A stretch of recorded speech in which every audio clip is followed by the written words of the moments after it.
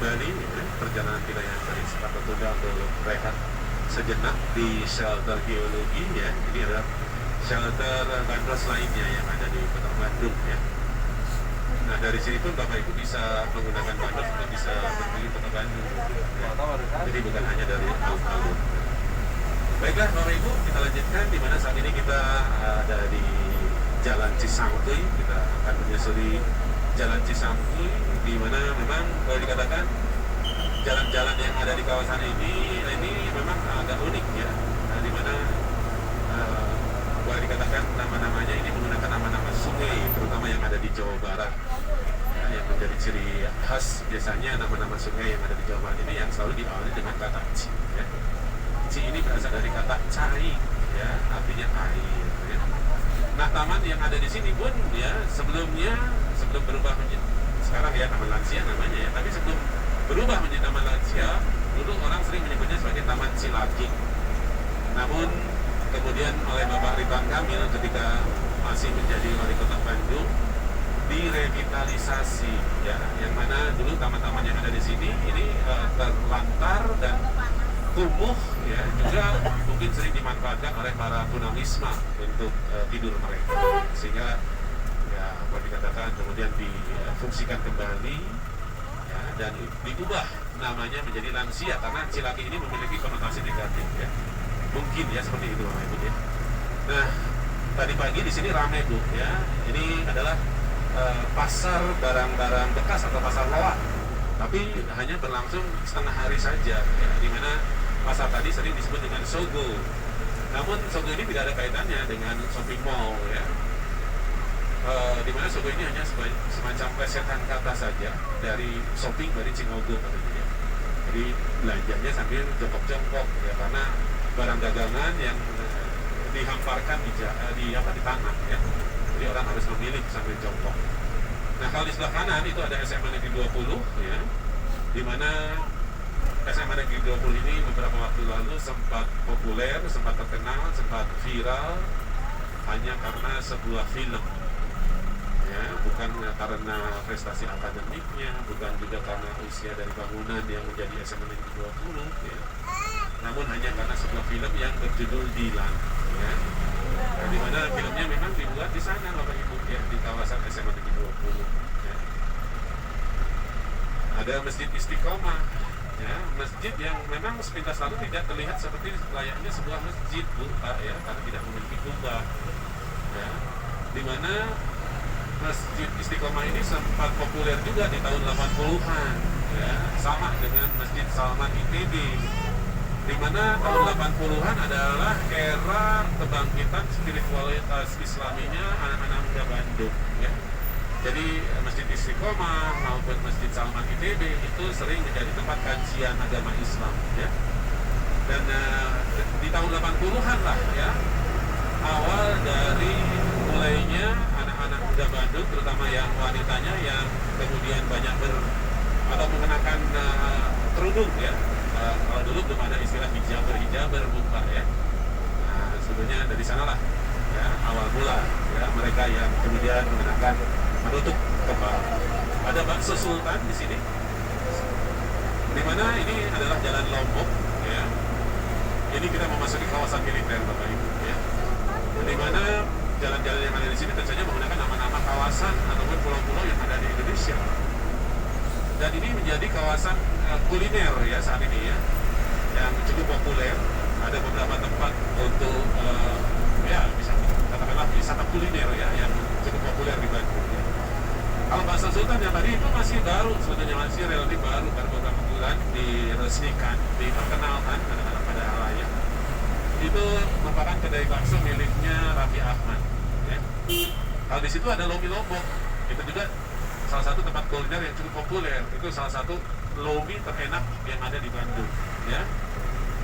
Yang membedakan lomi dengan mie bakso pada umumnya adalah kuahnya yang lebih kental ya, dan juga sayuran yang digunakan bukan sawi hijau tapi kangkung, dan bahkan untuk memberi cita rasa segar itu dibubuhkannya bukan cuka tapi jeruk nipis ya. Dimana Lomi Lombok ini memiliki tempat yang sangat sederhana di atas trotoar ya, kaki lima. Namun untuk kualitas rasa ya itu tidak kalah dengan kualitasnya hotel bintang 5. Dan salah satu tempat kuliner lainnya yang masih baru di sini Bu Pak ya, ini yang namanya Rumah Kentang 1908, yang menu-menunya itu terdiri dari menu-menu kentang, banyak pilihannya Bu Pak ya. Dimana restoran ini bermula dari sebuah rumah tua peninggalan Belanda yang memang populer sebelumnya dengan cerita berbau mistisnya Bu ya. Jadi mungkin pemiliknya berharap bahwa restoran ini akan menjadi populer dan akan terdongkrak oleh popularitas cerita bisnis di balik keberadaan si rumah kentang ini. Nah, menarik sekali sebetulnya ya. Nah Bapak Ibu, sebelah kiri ini yang namanya Diklat, sekarang Diklat ya, atau sebelumnya dikenal juga dengan nama Kobang Diklat. Namun dulu di zaman Belanda namanya Jarbeurs, dan juga waktu itu bukan merupakan semacam instansi militer ya, tapi merupakan gedung tempat biasanya pemerintah Kota Bandung menyelenggarakan semacam pameran bursa dagang tahunan mereka ya. Itu kegiatan semacam Pekan Raya Jakarta kalau di Jakarta ya. Jadi dulu ada di Bandung ini semacam itu Bapak Ibu, hanya setelah Indonesia Merdeka nggak pernah lagi dilakukan ya. Ada pasar malamnya di lapangan Sakarua ya, dulu ya, di situ Bapak Ibu. Taman Maluku, ini salah satu dari sekitar 26 taman tematik yang ada dan tersebar di Bandung, yang populer di tahun 80-an sebagai penonton pertamanya para varian Bandung ya. Bencong atau banci, kalau dulu pun lebih populer dengan sebutan Padang. Nah ini gedung Padang yang dulu merupakan semacam rumah tinggal dari panglima perangnya Hindia Belanda ya. Kalau yang di sebelah kiri ini gedung Denma ataupun gedung Sabau. Dulu di zaman Belanda ini markas dari Departemen Peperangannya Hindia Belanda atau Departemen Pangerloh ya. Nah kalau di seberang sana itu ada bangunan SMA Negeri 3 dan SMA Negeri 5, bangunannya bertingkat. Itu dulunya adalah sebuah sekolah Belanda yang terkenal namanya HBS, yang merupakan sekolah ya bagi para siswa-siswi dari keluarga-keluarga terpandang seperti dari keluarga bangsawan, di mana Sultan Hamengkubuwono ke-9 dari Yogyakarta pun pernah mengenyam pendidikannya di HBS Bandung ya. Taman rekreasi maupun taman edukasi yang namanya Taman Lalu Lintas Bandung atau Taman Lalu Lintas Ade Irman Suryani Nasution ya, sebelumnya dikenal dengan nama seperti itu. Dulu di zaman Belanda namanya Taman Insulinde ya, di mana ketika zaman Belanda itu belum menjadi sebuah taman rekreasi, namun ya, menjadi tempat latihan maupun upacara dari para tentara Belanda ya. Dan di sini pun ada beberapa sekolah. Kalau tadi SMA Negeri 3 ataupun SMA Negeri 5 yang merupakan SMA negeri terfavorit yang ada di Bandung. Kalau ini SMP terfavorit yang ada di Bandung, SMP Negeri 2 dan SMP Negeri 5. Ya, ini juga merupakan ya bangunan-bangunan Belanda, Pak, ya, bangunan-bangunan tua yang menjadi sekolah SMP Negeri 2 ataupun SMP Negeri 5. Nah, di mana tentu saja bahwa ini merupakan sekolah-sekolah yang menjanjikan. Banyak orang Bandung ya tentu saja beranggapan seperti itu karena banyak lulusan dari sekolah-sekolah yang ada di sini, baik SMP Negeri 2 ataupun SMP Negeri 5, seperti halnya juga SMA Negeri 3 ataupun SMA Negeri 5, yang di kemudian hari menjadi orang-orang sukses, menjadi orang-orang terkenal, menjadi public figure ataupun ya, memiliki daya, katakanlah orang-orang yang memiliki pengaruh, katakanlah ya, seperti itu. Ya. Dimana dulu sebelum ada sistem zonasi Bapak Ibu ya, banyak warga kota Bandung yang memiliki putra-putri mereka, yang memiliki putra-putri mungkin ya yang kepandaiannya di atas rata-rata, pasti menginginkan mereka ini bisa sekolah di tempat-tempat tadi ya.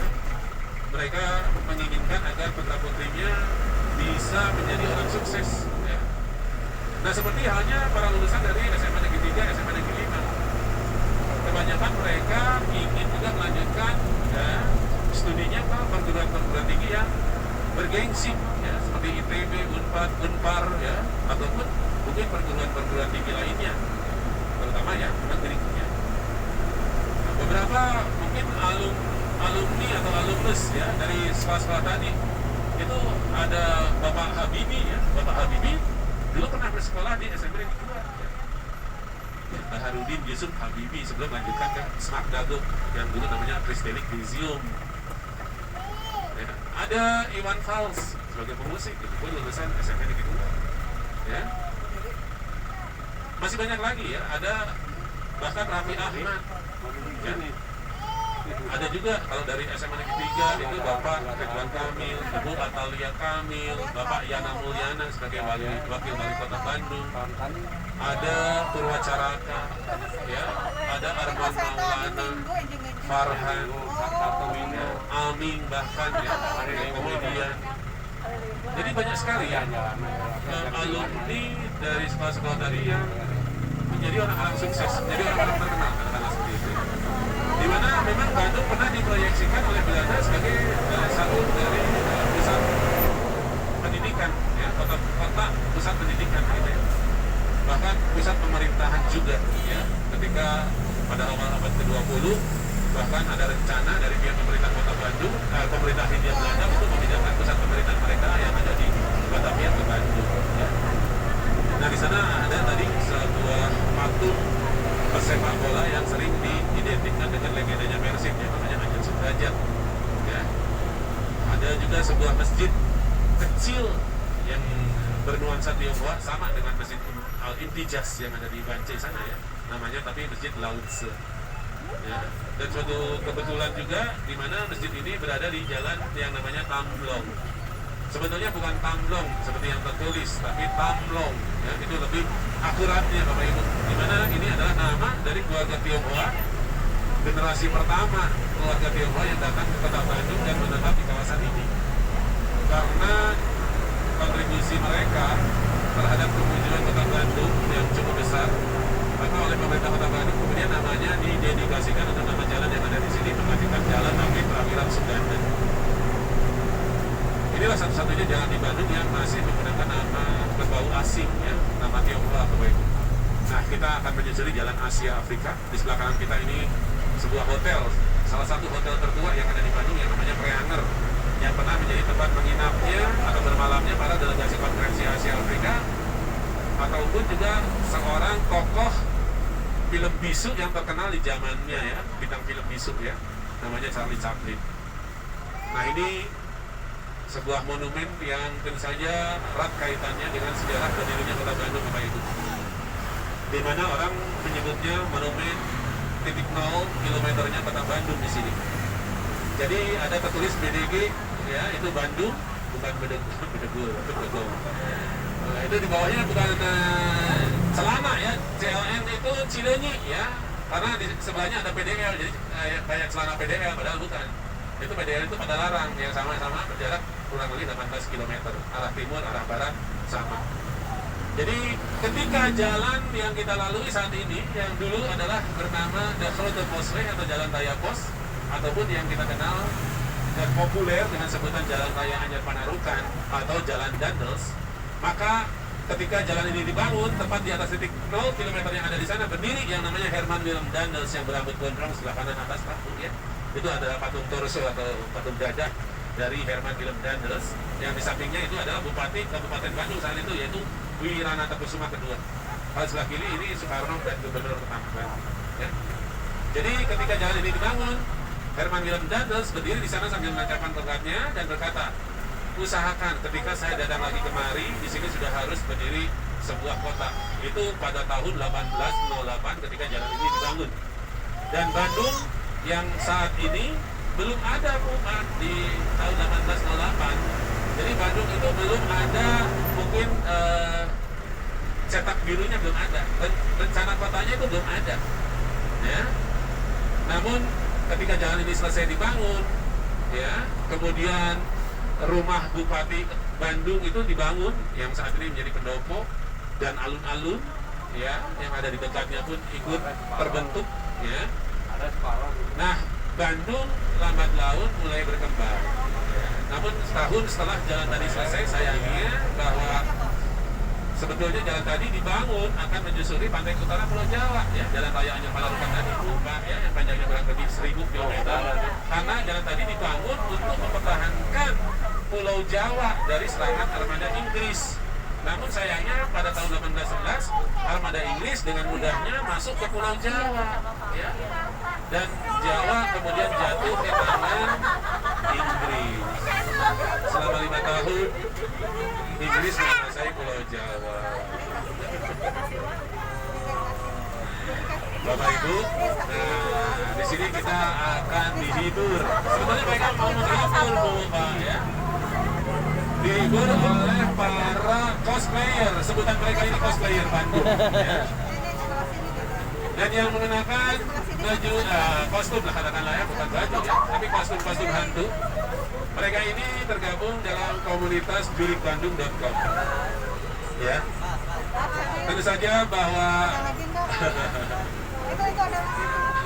keberadaan mereka di sini setidaknya ini memberikan nuansa tersendiri, memberikan warna tersendiri ya bagi kawasan Jalan Asia Afrika, juga menjadi daya tarik tersendiri ya bagi kawasan itu. Ya sebetulnya mereka bukan hanya menghibur, tapi juga mencari nafkah ya. Nah terutama ketika mereka diapresiasi oleh kita ya.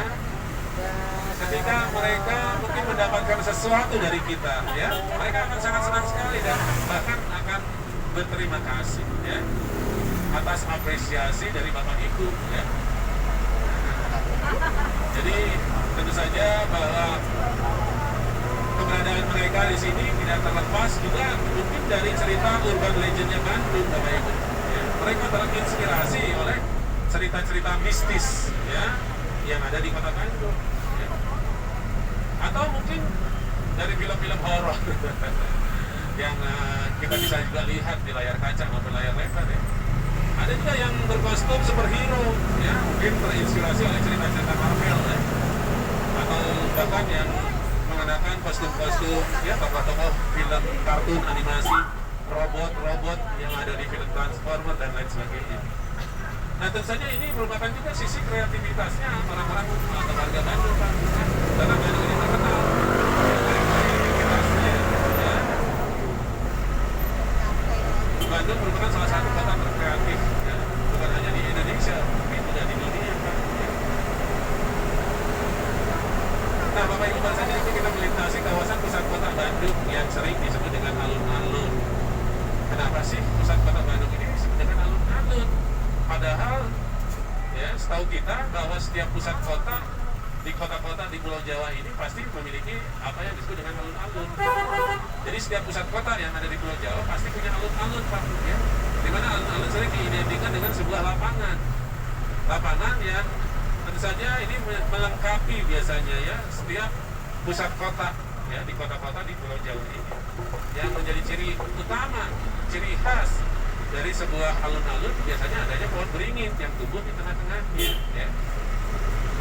Di mana alun-alun sendiri ini bukan berasal dari bahasa Sunda ya, atau kata dalam bahasa Sunda, tapi dalam bahasa Jawa dari kata alon-alon, artinya pelan-pelan, perlahan. Tentu saja ada latar belakang sejarah atau cerita yang menjadikan tempat tadi kenapa disebut dengan alun-alun begitu ya. Jadi tentu saja ada latar belakang sejarahnya ya, sehingga tempat tadi disebut dengan alun-alun.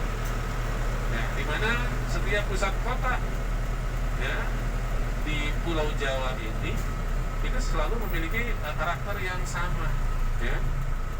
Dan bukan hanya karakter, pola, struktur ya ataupun konsep yang sama ya, di mana konsepnya diadopsi dari pola pusat kota tradisionalnya Jawa ya, yang sering orang sebut sebagai catur ganda tunggal atau catur sagotra ya.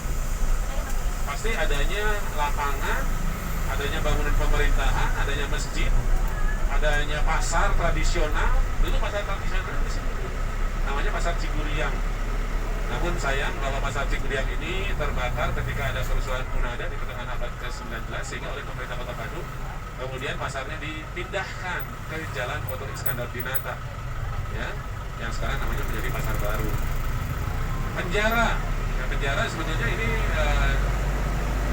juga salah satu pelengkap dari apa yang tadi disebut dengan catur ganda tunggal. Namun ini baru ada di zaman kolonial konsepnya penjara atau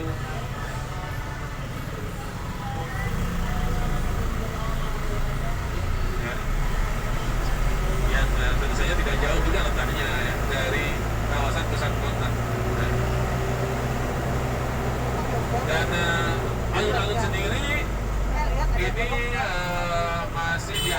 populer itu sampai tahun 90-an Pak Bu. Ya. Jadi ketika mungkin dulu belum maraknya pusat-pusat perbelanjaan di kota Bandung, semuanya terkonsentrasi di kawasan alun-alun. Jadi biasanya masyarakat kota Bandung kalau mau berbelanja, mau jalan-jalan, mau hanya sekedar lihat-lihat, pasti mereka datangnya ke alun-alun. Ya. Bahkan mau ngabuburit, Pak Bu, ya. Namun ketika ya mungkin saat ini yang namanya pusat-pusat perbelanjaan ada di mana-mana, sehingga mereka pun tidak lagi terkonsentrasi di alun-alun, ya. Bapak Ibu, sayang sekali tentu saja karena kita sudah kembali berada di tempat di mana tadi kita memulai untuk berkunjung Kota Bandung bersama Bandros, dan disinilah juga kita akan tentu saja mengakhiri kebersamaan kita. Ya, saya hanya bisa berharap mudah-mudahan apa yang tadi saya sampaikan sekiranya ada manfaatnya. Mohon maaf sekiranya mungkin ada kata-kata ataupun hal-hal yang dirasa kurang berkenan, ya. Saya lagi terima kasih sudah mau hadir di sini, sudah mau ngebandros. Mudah-mudahan kita juga masih bisa dipertemukan dalam